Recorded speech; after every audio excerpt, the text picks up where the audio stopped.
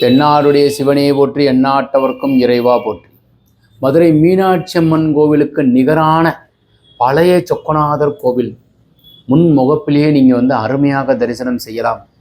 So இந்த கோவிலினுடைய சிறப்பு புதன் சேத்திரத்திற்கு உண்டான அமைப்பு கொண்ட பழைய சொக்கநாதர் கோவில்.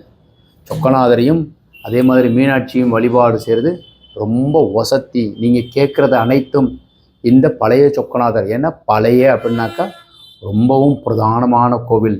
போய் வேண்டிட்டு வாங்க, அனைத்தும் நலத்தையும் பொருளையும் ஆரோக்கியத்தையும் கொடுக்கும். வரைபடத்துக்குள்ளே போய் பார்ப்போம். 50க்கு 50 311 புள்ளி, யானை மனை வயது பொருத்தம் 97 ஆண்டுகள், 11 பொருத்தத்தில் 9 பொருத்தம் உள்ளது.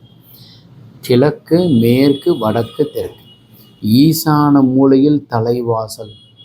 இந்த ஹாலுக்கு உண்டான அமைப்பு பாருங்கள், 31.75க்கு 25.75, உள்ளளவும் வெளியளவும் வாஸ்துபடி இருக்குது. ஒரு பெரிய சிட் அவுட் 6 அடி கொடுத்துருக்குறோம். வெளியில் டாய்லெட் பாத்ரூம், செப்டி டேங்க் கொடுத்துருக்கோம். போர்வெல்லும் மழைநீர் சேகரிப்பும் சம்பும் ஈசானத்தில் கொடுத்துருக்கோம்.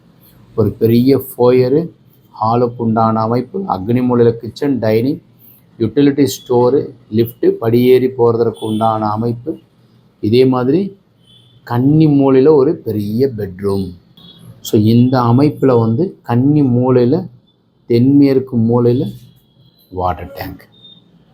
ஸோ இதில் இந்த ஸ்டோர் இருக்கு இல்லைங்களா, இதில் டைனிங், இது பூஜையாகவும் பயன்படுத்துவதற்குண்டான அமைப்பு. ஏன்னா அவங்க மொதல் கேட்டிருந்தது ஸ்டோர் கேட்டிருந்தாங்க, அப்புறம் பூஜையாக கேட்டிருந்தாங்க. அதனால் இது பூஜா. இது மாதிரி கிழக்க பார்த்து வேணும்னு நினைக்கிறீங்க, கட்ட நினைக்கிறீங்க, மேசம் சிம்ம தனுசு ராசிக்காரர்களுக்கும் 1/19/28 பிறந்தவர்களுக்கும் யோகம். இது மாதிரி வரைபடம் தேவைப்படுபவர்கள் கீழே இருக்கிற நம்பர் கான்டாக்ட் பண்ணுங்கள். வணக்கம்.